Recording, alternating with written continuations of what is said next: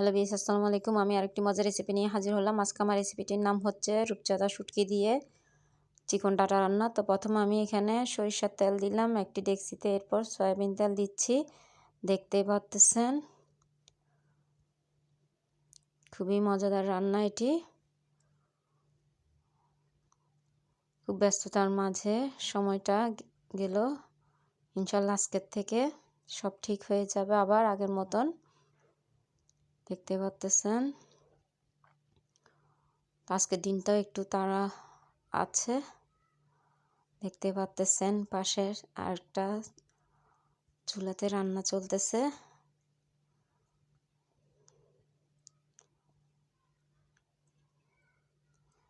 দেখতে পাচ্ছেন তেলটা একটু গরম করে নিচ্ছি, যেহেতু সরিষার তেল দিলাম। আর সরিষার তেলটা ভালো মতো গরম না হলে কিন্তু রান্নাতে সরিষার তেলের গন্ধ লাগে, তাই ভালো করে তেলটাকে আগে গরম করে নিচ্ছি। দেখতেই পাচ্ছেন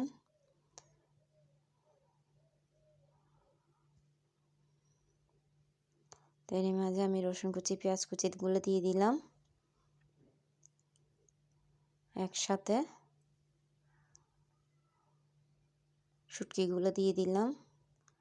আর এই রসুন পেঁয়াজের মাঝে শুটকিটা আমি একটু ভেজে নিব, সুন্দর একটা ফ্লেভার বের হবে। আর এভাবে রান্না করলে কিন্তু ছোট বড় সবাই পছন্দ করে থাকে। তো দেখতে পাচ্ছেন আমি স্বাদ মতো লবণটা দিয়ে দিলাম,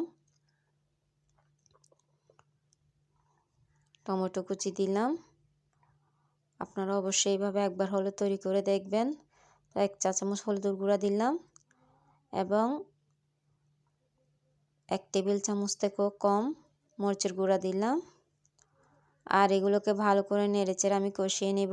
তো এরই মাঝে আমি সামান্য পানি দিলাম কষানোর জন্য। দেখতেই পাচ্ছেন খুবই অসাধারণ একটি রান্না এটি। পেঁয়াজ পাতা কুচি দিয়ে দিলাম। খুবই লোভনীয় একটি খাবার। আর আমরা চট্টগ্রামবাসীরা কিন্তু শুটকিটা খুব পছন্দ করে থাকি।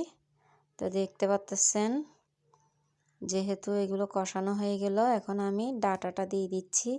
একদম চিকন ডাটা দেখতে পাচ্ছেন। এরই মাঝে আমি আলুও দিব। দেখতে পাচ্ছেন আলুটাও দিয়ে দিলাম একসাথে। আর আলুটাকেও আমি এভাবে কেটে নিয়েছি একটু চিকন করে। দেখতে পাচ্ছেন নেড়ে চেড়ে দিচ্ছি। খুবই মজাদার একটি রান্না। তো সামান্য পানি দিলাম আলু এবং ডাটাগুলো সিদ্ধ হওয়ার জন্য। বাকি পেঁয়াজ পাতা কুচিগুলোও দিয়ে দিলাম। কাঁচামরিচ ভেঙে দিলাম, বাকি টমেটো কুচি দিলাম, ধনিয়া পাতা কুচিটাও দিয়ে দিলাম। খুবই লোভনীয় একটি খাবার। তো দেখতে পাচ্ছেন মাশাআল্লাহ তৈরি হয়ে গেল আমার রূপচাঁদা শুটকি দিয়ে চিকন ডাটা রান্না। আশা করি আপনাদের সবার ভালো লাগবে। তো দেখার জন্য সবাইকে ধন্যবাদ।